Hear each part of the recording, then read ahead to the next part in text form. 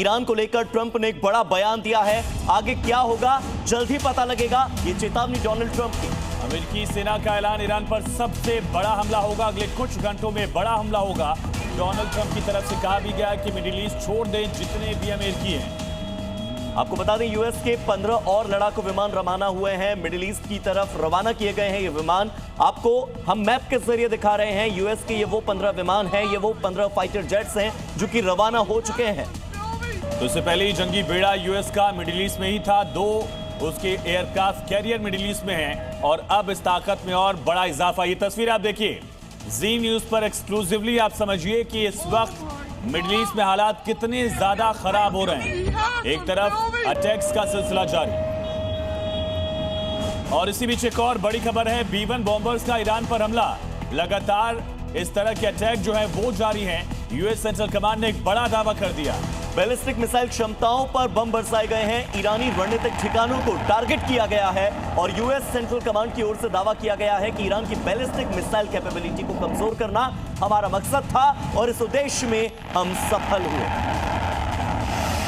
Radar से लगभग अदृश्य रहने की क्षमता, हजारों किलोमीटर दूर तक बिना रुके उड़ान और सटीक हमला करने की ताकत B-2 बॉम्बर को आधुनिक युद्धों में गेम चेंजर साबित करती है।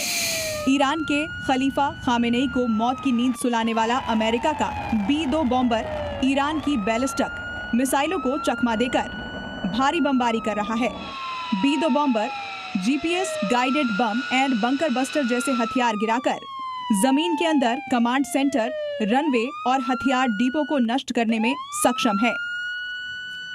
चलिए, हमारे खास मेहमान लगातार बने हुए हैं। श्याम सर, मेरा सवाल आपसे, डोनाल्ड ट्रंप की चेतावनी की सबसे बड़ा हमला होगा, मिडिल ईस्ट छोड़ने के लिए कहा गया है, इसका मतलब क्या, जंग और तेज भड़कने वाली है?